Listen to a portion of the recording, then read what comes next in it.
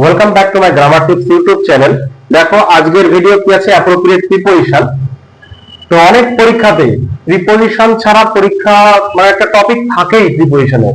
হ্যাঁ, চাকরির পরীক্ষাতে থাকে। চলো আজকে দেখি 10টা एग्जांपल নিয়ে এসেছি। 10টার মধ্যে আমি 8টা করব আর তোমাদের দুটো টাস্ক দেব, যে কমেন্টে জানাবে যে কি উত্তরটা হবে। আর আমি যখন উত্তরটা করে দেব একটু একটু থামবো এবং তোমরা পজ করে করে তোমরা নিজেদের উত্তরটা দেখবে যে আমার উত্তরের সঙ্গে মিলছে কিনা। চলো প্রথম एग्जांपल কি আছে, দিস বুক বিলংস। নিশ্চয় বিলং মানে অধিকারভুক্ত হওয়া, নিজের স্বাধীনে থাকা এরকম বোঝায়। বিলং এর পরে টু হয়, তাহলে this book belongs to me. I am aware মানে অ্যাওয়ার মানে সচেতন, এই বিষয়টাতে আমি সচেতন, এই ঘটনাতে সচেতন। তাহলে অ্যাওয়ার এর পরে কি হয়, I am aware of the fact. 3 number example কি আছে, হি অ্যাভেইলড। অ্যাভেইলড মানে কি, নিজের সুযোগ গ্রহণ করা। এই জায়গাটাতে একটু মনে রাখতে হবে, অ্যাভেইল ব্যবহার করলে যে রিফ্লেক্সিভ ইমপ্যাথিক প্রোনাউন, যে সেলফ প্রোনাউন গুলো কিন্তু ব্যবহার করতে হয়। গ্রামারে ভুল হয়ে যায়, এরর কারেকশনে আসে। তাহলে হি অ্যাভেইলড হিমসেলফ, এই ক্ষেত্রে কি হবে, অফ হবে, of my help. 4 number example কি আছে, I attend. I attend dash the patient. দেখো সবাই কিন্তু কি জানে, অ্যাটেন্ড এর পরে কি হয়, অ্যাটেন্ড এর পরে টু হয়, কিন্তু বলে না অ্যাটেন্ড টু ইওর ফাদার, মানে তোমার বাবা যা বলছে সেটা কিন্তু তুমি মেনে চলো, অ্যাটেন্ড টু বলা হয়। আবার কি হয়, pay attention. Pay attention to your father মানে তোমার টু ইওর ফাদার, তোমার বাবার কথা মেনে চলো। হ্যাঁ, আবার এরকম বলে pay attention to the teacher, স্যারে যা বলছে তাই শোনো। কিন্তু এই 4 নম্বর एग्जांपल কি হবে, অ্যাটেন্ড আপন হবে। অ্যাটেন্ড আপন যদি বলা হয় তাহলে কি হয়, সেবা করা অর্থে ব্যবহার করা হয়। I attend upon the patient, আমি কিন্তু সেবা করছি বা করি এরকম বোঝাচ্ছে। 5 নম্বর एग्जांपल কি আছে, হি ওয়াজ অ্যাটাকড। দেখো অ্যাটাক শব্দ বললে কিন্তু বাই সামওয়ান বুঝি, মানুষ বোঝায়। অ্যাটাকের পরে কি হয়, অ্যাটাকের পরে কিন্তু সচরাচর বাই ব্যবহার হয়।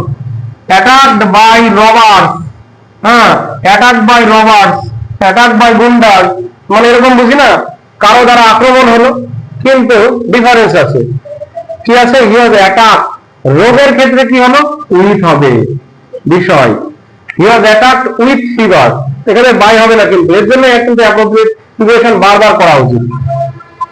6 number example, attach this slip to the letter, এটা তো জানোই, অ্যাটাচ করে দাও।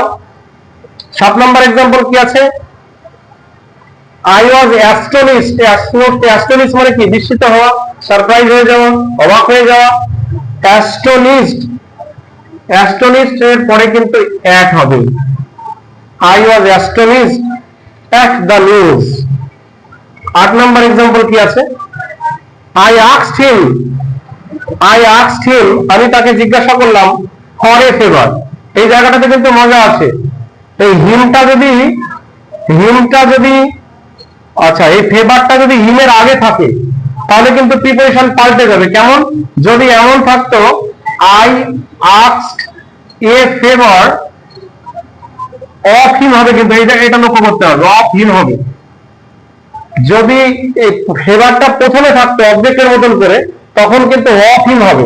আর কি আছে, I asked him for a favour, difference কিন্তু আছে। এইরকম ভাবে বেগ দিয়ে একটা কিন্তু শব্দ আছে।